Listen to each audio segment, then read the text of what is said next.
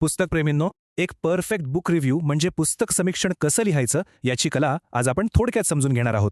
खूप पुस्तके वाचूनही ती लवकर विसरण्याची समस्या अनेकांना सतावते, बरोबर? यावरच आज आपण उपाय शोधणार आहोत.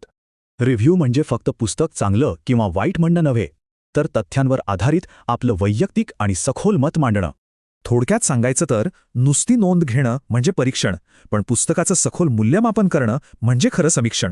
हे का लिहायचं?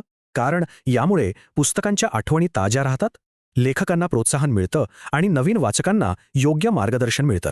आता बघूया एका परफेक्ट समीक्षणाची रचना. यासाठी हे 5 अत्यंत महत्त्वाचे टप्पे क्रमाने समजून घेणं गरजेचं आहे. सर्वात आधी येते पुस्तकाची प्राथमिक माहिती. यात पुस्तकाचा लेखक, प्रकाशक, किंमत आणि प्रकार या बेसिक गोष्टी सांगायच्या. दुसरा टप्पा म्हणजे कथेचा थोडक्यात सारांश. पण लक्षात ठेवा, कथेचा शेवट सांगून नवीन वाचकांचा हिरमोड अजिबात करायचा नाही. यानंतर आपलं वैयक्तिक मत मांडायचं. लेखकाची शैली, संवादांची पकड आणि मनाला भावलेले प्रसंग इथे आवर्जून सांगता येतील.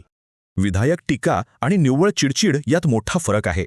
रागावर नियंत्रण ठेवून नेहमी शालीन आणि रचनात्मक टीकाच करावी. शेवटी संपूर्ण मताचा थोडक्यात सारांश द्यावा आणि हे पुस्तक नेमके कोणत्या प्रकारच्या वाचकांसाठी योग्य आहे ते नक्की सांगावे. काही जण स्टार रेटिंग्स देतात, पण ते टाळता येऊ शकतं, कारण पुस्तकं लिहिण्याच्या कठीण प्रक्रियेचा आपण आदर राखला पाहिजे. आता पाहूया काही सुवर्ण नियम. मत नेहमी प्रामाणिक असावं, अवाजवी स्तुती टाळावी आणि गरज पडल्यास स्पॉइलर अलर्ट नक्की द्यावा. आणि हो, इंटरनेटवरून रिव्ह्यू कॉपी पेस्ट करणं टाळा. त्याऐवजी स्वतःच्या मूळ शब्दात आणि नैसर्गिक शैलीतच आपले विचार व्यक्त करावेत. वाचन सोपं आहे, पण लेखन कठीण. पुस्तक आपल्या हातात पडण्यापूर्वी लेखकाने घेतलेल्या त्या अपार मेहनतीची नेहमीच जाणीव ठेवावी. हे तयार समीक्षण डायरीत ठेवता येतं किंवा गुडरीड्स, Amazon, बुकस्टॅग्राम आणि YouTube सारख्या प्लॅटफॉर्म्सवर सर्वांसोबत शेअरही करता येतं. तर मग आता कृती करण्याची वेळ आली आहे. या माहितीनंतर सर्वात आधी कोणत्या पुस्तकाचं समीक्षण लिहिलं जाणार आहे?